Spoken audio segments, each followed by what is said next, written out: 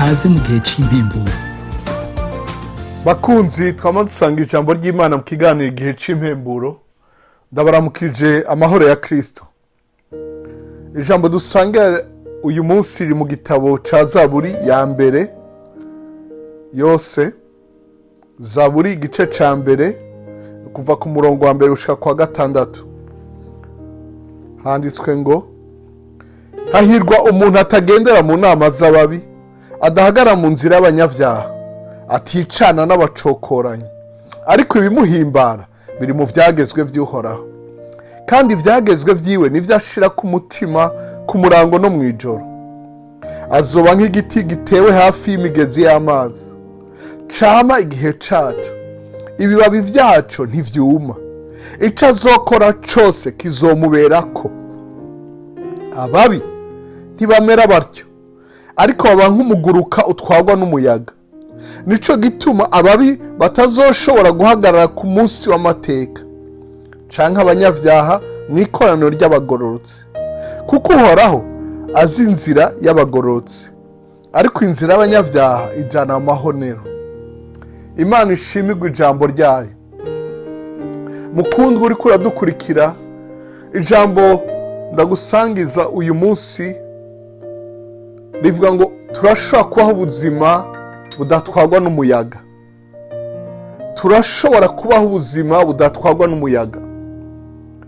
Muri iki gihe ku isi hari imiyaga myinshi, imiyaga bigwara n'ibindi bigorane bihungabanije ubuzima bw'abantu. Ariko wewe unkurikira, nyumviriza neza, urashobora kugira ubuzima buremereye, ubuzima budatwarwa n'umuyaga. Bibiliya yatubariye ngo ababi bameze nk'umuguruka, ibintu bitwarwa nka bimwe mw'ibarizo, kw'isaramara hajya bakata imisumeri, ivu biva mu mbaho bigwa, umuyaga ukaza ukabigurura. Ibindi ni ibintu aho baba baseye imiceri, imipunga, birya bishishwa bikaguruka. N'umuguruka ni ibintu bidafise aho bishinze. Ariko twebwe siko tumeze, kandi ntidukwiye kubuko. Niba ugendera mu kibi ukivemo. Ijambo ry'Imana ryatubariye ko twe dufise ubuzima buremereye, kandi dushobora kugira ubuzima buremereye budagurugwa n'imiyaga ije yose. Ngo ababi ntibamera nk'uko batubariye kuva ku murongo wa mbere. Ntibazoshobora guhagarara, ntibashobora guhagarara, ntibishoboka. Umunyakibi naho yokwigira gute, naho yokwigira gitangaza, ntazoshobora guhagarara. Uwo munyakibi wari wese aguteye ubwoba ntazoshobora guhagarara, yewe naho yoba agusumvye ibiro. Mukundwa, namba ahisemo kugororoka, ndakubwira ngo umunyakibi ntazoguhagarara imbere, ntazogutera ubwoba, kuko Uhoraho arazi inzira y'abagororotsi, ariko inzira y'abanyavyaha ijana amahonero. Ico akora cose kirahona, ntugire ubwoba. Inzira y'umugororotsi, ntiturabagororotsi kuko dusumvya abandi gusenga, kuko twavukiye mu miryango basenga gusumvya abandi, ivyo vyose ni vyiza. Ariko turabagororotsi ko twakiriye umugororotsi muri twebwe, turabagororotsi ko twemeye igikorwa yakoze.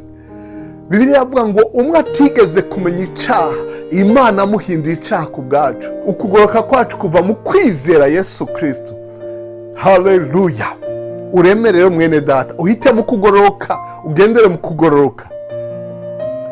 Abanyakibi ntibamera batyo. Ubuzima budatwarwa n'umuyaga busaba iki? Busaba kwirinda inama z'ababi.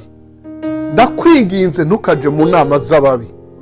Ntibakukwegeshe akarimi gasosa, bakoresheje ubwenge, bakoresha logike, bakwereka ngo urabona, ngo urumva. Ababi ni babi. Kwicaza ahantu umuntu ariko arakorera nawe uwundi adashobora kubisubiramo, uwo ni umubi. So hahirwa umuntu atagendera mu nama z'ababi. Wirinde kugendera mu nama z'ababi. Ikindi, wirinde inzira z'abanyavyaha. Ziriho inzira z'abanyavyaha, ziriho. Barafise inzira bagenderamo, barafise inzira baca, barafise uko bagenda. Pawulo avuga ngo kera namwe niko mwari mumeze, mwabigendera murabizi, urazi icyo ndiko ndavuga. Ikindi si ukugendera mu nzira gusa, hari uvuga ngo jewe gusa nahaciye, jewe nabonanye nawe gusa rimwe. Oya, avuga ngo aticarana n'abacokoranye. Hariho aba mu nama, hariho abagenda mu nzira, hari n'abicana nabo gusa. Ngo ya Jesse nagiye mu nama zabo, naye nicanye nabo gusa. Wirinde abacokoranye, wirinde. Bibiliya ni kwivuga. Hanyuma si ukubirinda ariko ufise ahandi uja, ni ukuba mu byagezwe by'Uhoraho. Hahirwa umuntu atagendera mu nama z'ababi, adahagara mu nzira y'abanyabyaha, aticana n'abacokoranye, ariko ibimuhimbara biri mu byagezwe by'Uhoraho. Oh haleluya! Kandi ibyagezwe byiwe nibyo ashira ko umutima ku murango no mu ijoro. Bacatwereka ingene uba mu byagezwe, si ukwicara muri Bibiliya, si ukuguma urimbura uvuga amajambo y'Imana gusa. Oya, uyavuga uyasoma gusa. Nuvuga ngo aho uri hose uriyumvira, mbega Imana ivuga kwiki, mbega yaba ari Yesu iki yari kukigira gute, mbega ego kwa muganga bavuze uko, mbega Imana irabivuga kwiki, ego iyi situation imeze uko, mbega Imana irabivuga kwiki. Abantu tugendana barabizi ko ico kintu nkunda kugikoresha. Igihe kimwe twaraciye mu ngorane zikomeye, hahagurutse umuntu kugwanya integuro z'igikorwa cagomba gikorwe mu ishengero. Inama zirakorana, hariho abari ku ruhande rwanje banshigikiye ngo aje kumuhanura, hariho abari ku ruhande rw'iwe bamushigikiye kutubuza gukora ico gikorwa. Turicara turayaga, narindushe rwose gushika hafi 4 z'ijoro. Bavuze ibifaransa birebira, amategeko bayacija nino, numviriza. Mejeje ndabaza nti mbega muri ivyo vyose Imana iravuga iki? Haba gacerere kanini gose. Ndabantireka ndabare ndazi ico Imana ivuga, yavuze uko kandi bizogenda uko. Ico gikorwa carakozwe, abariko baranyumviriza baribuka ico kintu uko cagenze. Nuwo yakigwanya yahavuye akizamo, yabuza n'urubanza ko ruba. Mbere bacamuha no gusengera imfungurwa, kandi yagiye kubuza ngo urwo rubanza ntirube, n'abateka ntibateke. Bimbura ibyagezwe by'Uhoraho. Reka kukwegwa n'imiyaga yose ije ngo birashushe, umviriza ico Imana ivuga. Niko Uhoraho ariko aravuga ku bana bawe, ku mugabo wawe, ku mugore wawe, ku bavyeyi bawe, ku muryango wawe, ku kazi, mashure yawe. Uhoraho aravuga iki? Imana ishimwe cyane. Nguwo ngo abirimbura, ngo azoba nk'igiti gitewe hafi y'imigezi y'amazi. Ni ukuvuga ngo ntiyuma, yama igihe ngo cama igihe cacu. Ni ukuvuga ngo ntuzohusha akaryo kukwama, ntuzohusha akaryo kukwimbura. Imana ihabwa icubahiro. Ibibabi vyacu ntivyuma. Oh haleluya, oh haleluya. Uzokwama, ni ukuvuga ngo uzoshora imizi, ntuzokuma. Haleluya. Kandi uzotunganirwa, ngo ico azokora cose kizomuberako. Urifuza ubuzima ico ukoze cose kigenda neza, ni wadandaza umuceri bigende neza, ni wadandaza imiduga bigende neza, ni wadandaza itomati bigende neza, ni waja mu ishuri ugakora ivyigwa utera imbere, ico ukoze ko cose kikubereko. Oh haleluya. Ubwo n'ubuzima buremereye. Bibiliya ivuga ngo azoba nk'igiti, ntazoba umuguruka. Igiti ni ikintu gishinze imizi ishika kure, kidapfa guhenuka. Oh haleluya. Ugira ubuzima buremereye mwene data. Ndakwifurije kugira ubuzima buremereye, uve mu kibi, wirinde ingeso mbi. Pawulo avuga ngo ivyo twabigenderamo ntubigenderemo. Yesu aratubarira ingene twifata muri Matayo igice c'indwi umurongo wa 24 gushika ku murongo wa 27. Matayo igice c'indwi umurongo wa 24 gushika 27 handitswe ngo, umutwe w'amajambo uravuga ngo kumva no gukora. Uwumva ayo majambo yanje wese akayakora asa n'umuntu w'ubwenge yubatse inzu yiwe ku rutare. Isegenya iragwa, inkukura iratwaza, igihuhuta kirahuhuta, bisurira kuri nyanzu ntiyagwa kuko yari imase ku rutare, ku gitandara. Ariko uwumva ayo majambo yanje wese ntayakore asa n'umuntu w'imburabwenge yubatse inzu yiwe ku musenyi. Isege nyiragwa, inkukura iratwaza, igihuhuta kirahuhuta, bisurira kuri nyanzu irasenyuka, kandi isenyeranya ryayo riba irikomeye.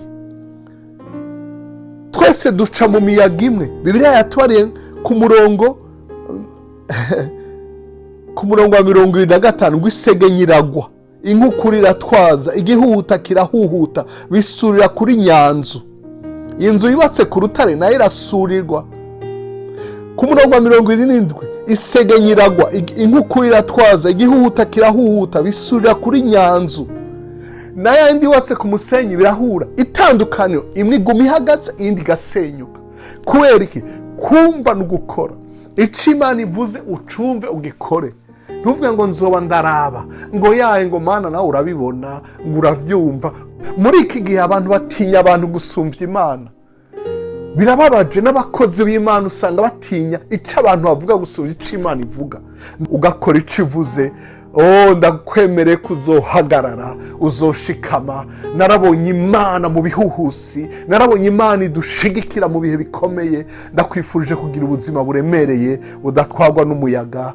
Imana ikubera Imana, nawe uyibere umuhungu, uyibere umukobwa, uyibere umwizigirwa, kandi utunganirwe muri byose. Ndakwifurije umugisha impande zose, ku murango no mu ijoro, kuva ku wa mbere w'umwaka gushika ku wa nyuma w'umwaka, uko imyaka ikurikirana. Imana ikugire neza. Namba unkundiye twosengera hamwe, namba hari ikintu ugomba kwihana c'ikibi, uti mwami wa ndihanye ikibi cose ijambo ry'Imana rimbuza, ndihanye vya bintu nagendanye n'abacokoranyi, ndihanye inama z'ababi, ndihanye ikintu cose kitajanye n'ivyagezwe vyawe vyo kwizera. Ndavyihanye, unyogesha amaraso yawe Yesu, unkize. Ndakwizeye, ndahisemo kurimbura ijambo ryawe no kurigendera no kuryumvira no gukora ico rikoze. Urakoze kubw'isezerano ry'ubugingo buremereye, bushinze, bushikamye, butanyiganyizwa. Ndabisenze mu izina rya Yesu Kristo, umwami n'umukiza wanje. Amen.